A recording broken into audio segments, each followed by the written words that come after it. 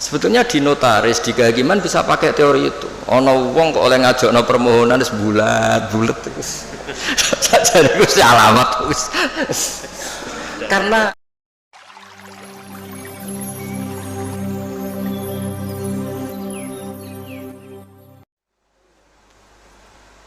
nah sehingga maksud saya ngaji di sini. Ketika kita sudah punya legal formal akte misalnya, jangan lalu melupakan bisa saja fakta sebenarnya tidak seperti itu. Karena tidak gampang, legal formal mewakili fakta itu tidak gampang. Saya cerita sedikit ini sekaligus peringatan bagi semua yang nangani hukum lah atau legal formal. Saya juga pernah didolani Dirjen Kemenhum. Saya sering cerita dulu ada orang bercekcok di depan Nabi, 2 orang. Itu Nabi cara ngendikan tuh hati-hati sekali. Fala alla ba'dukum alhana min ba'din, mungkin diantara kamu ada yang lebih fasih berargumentasi. Fa'ad dia, kemudian saya putuskan sesuai argumentasi yang saya dengar karena lebih meyakinkan.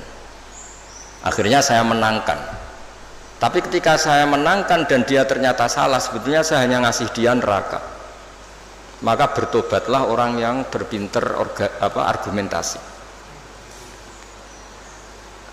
Jadi kan data itu ya bisa dipalsukan, argumentasi bisa dikondisikan, apa saja bisa.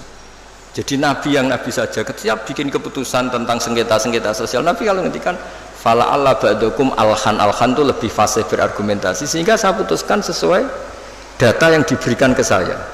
Tapi ketika data itu palsu atau enggak benar, sebetulnya saya hanya ngasih dia neraka. Dan data ini banyak ribet. Ini saya cerita sesuai bidang saya. Nanti yang di notaris atau di kehakiman atau apa saja bisa mengkiaskan, atau orang tua atau apa. Data itu membingungkan. Makanya dulu di antara cerita yang disebut Quran antara Nabi Dawud sama Nabi Sulaiman. Nabi Dawud itu orang soleh. Mulai dhisik nek wong soleh kon mikir teman-teman itu rapati iso. Perkarane iku pikirane donya wis pilih buan ngono. Dadi wong soleh nek dadi pemimpin rada ribet. Nanti kira-kira bupati mbek kula ya saleh kula nak mimpin itu ribet. Wong saleh itu mergo cara wong saleh itu donya iku sepele, buan PPN barang napa donya wae. Tapi nak wong rapati saleh kan iman. Jadi penting ra saleh itu kadang ya penting.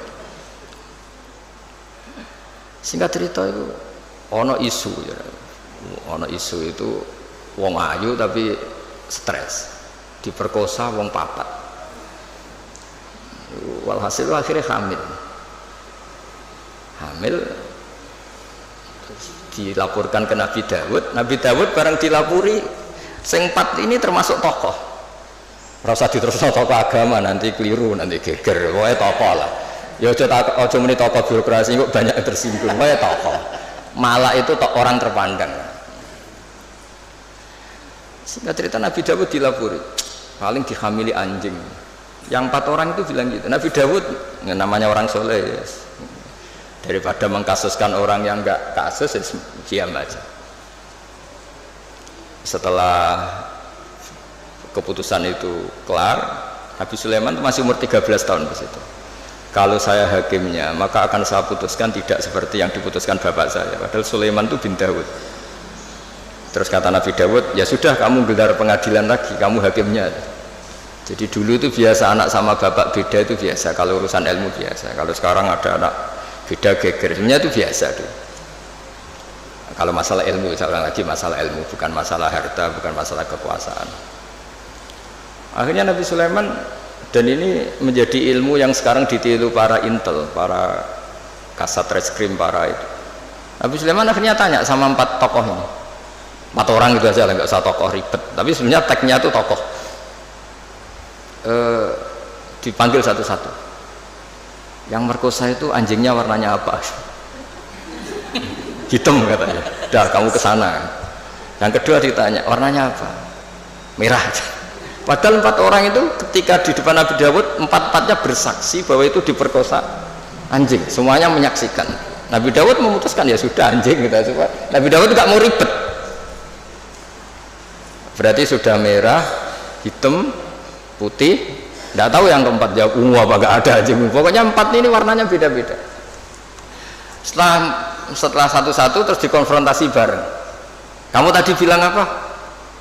hitam, kamu tadi bilang apa merah, kamu tadi bilang apa putih, katanya menyaksikan bareng, kenapa anjingnya jadi beda-beda? Berarti kamu bersekongkol bohong ya? Wah, akhirnya ngaku kalau keempat ini yang tadi yang merkosa. Jadi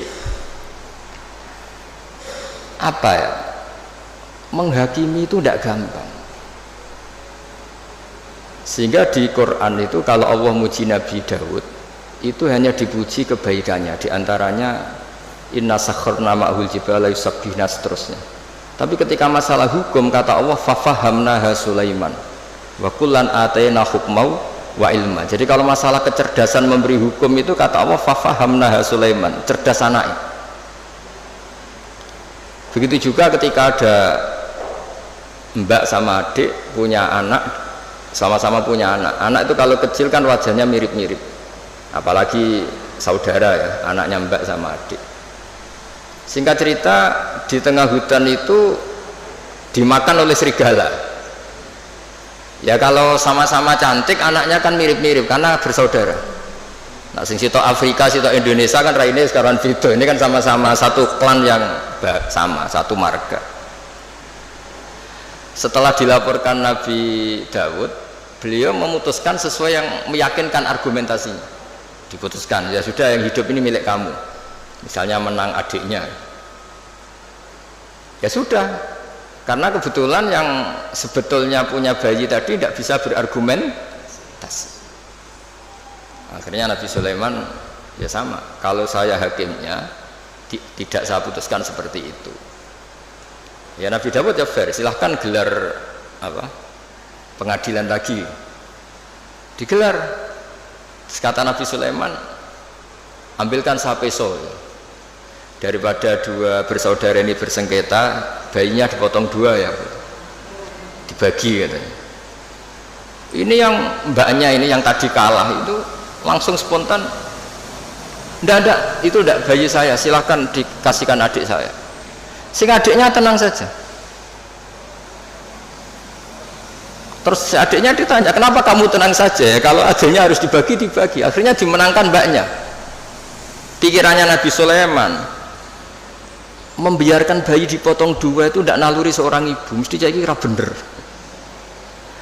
Sing mbaknya karena ingin bayi ini nggak dipotong sampai rela dikasihkan orang lain, sementing bayi saya hidup. Ini naluri seorang ibu. Nah, ini kepintaran Sulaiman. Jadi dia memanfaatkan psikologi untuk memutuskan siapa yang. Sebetulnya di notaris, di kehakiman bisa pakai teori itu. Ono wong kok oleh ngajakno permohonan wis bulat terus. Saja wis alamat wis. Karena kata Nabi itu semua riwayat mengatakan al-haqqu sahlun, kebenaran itu nyaman. Bawaannya kebenaran itu nyaman. Ditanyakan tetangga-tetangga yaitu miliknya, ditanyakan kerabatnya yaitu miliknya. Tapi kalau barang nggak bener itu mesti mubang. Kan harus ngambil data-data yang nggak valid divalidkan yang apa. Sebenarnya kalau barang hak itu pasti gampang. Tapi masalahnya selalu ada orang yang pintar berargumen. Nah, makanya terus ada aturan tadi al-bayyinatu alal mudda'i. Jadi mudda'i itu orang yang mengklaim itu harus lebih punya apa? Bukti.